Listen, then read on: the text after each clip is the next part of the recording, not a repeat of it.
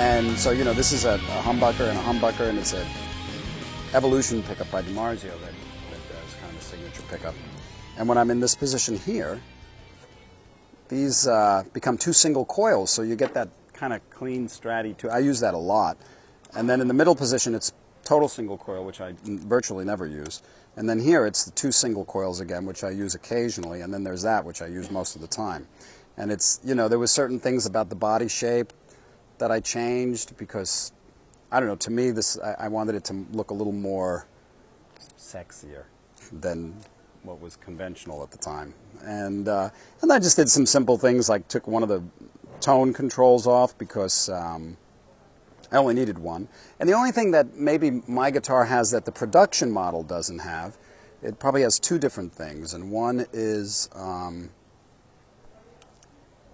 that. And what it is it's a capacitor. When you turn the volume down on a guitar, sometimes if you have a lot of distortion, it's hard to get it to clean up and retain the top end integrity.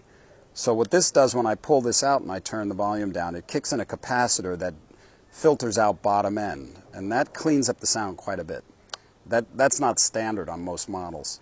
And then in the back here, kind of a cool plate that some guy made me. It's custom made as well, right? Yeah, that's just, yeah, I mean, it's very getting into the bowels of Steve Vai's guitar.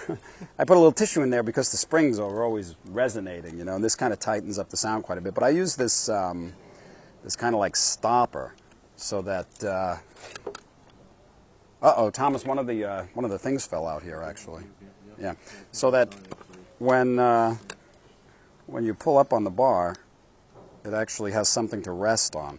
So this way you're not like constantly going out of tune and warbling. You know, sometimes with a floating system, you hit a note and the other notes go, you know, or if you bend a note, the other ones go, you know, wildly out of tune. Do you have that one just in the Evo or in the other ones as well? I have it in all my guitars. Oh. So what kind of strings do you use? I use Ernie Ball. I was using the Slinkies, 9 through 42. Sometimes in the middle of a tour, if my fingers get really strong, I'll switch to 10s. But these are the new Cobalt strings on all the guitars because they're a new kind of a string that Ernie Ball came out with that I grew pretty fond of. Other guitars, I have this 7-string I've had for many years. It was a dipped guitar that I took a blowtorch to, and I use this for one song, Weeping China Doll. So then I have to have a backup, which is this one. And frankly, this is one of the best sounding guitars I own. I don't know why, but it's kind of a beast to play. It fights too much, so I use this one. So what do you prefer, like playing wise, feeling wise, like 6 strings or 7 strings? Doesn't matter. Doesn't matter. No. Okay. So according to what the song is. Yeah. I'm obviously probably a little more comfortable on 6-string. Yeah. And then I bring this one. This is Bo. I use this for building the church, and it's got all sorts of cool things. It's got a sustainer, and the frets light up, and the light hits it, and it explodes. But it's other than that, it's virtually just a gem.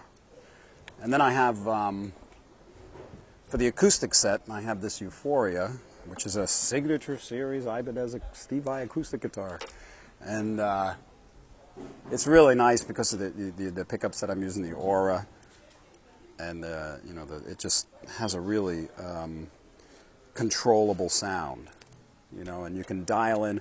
You know, we tried different pickups, but controlling the guitar live is a challenge, you know.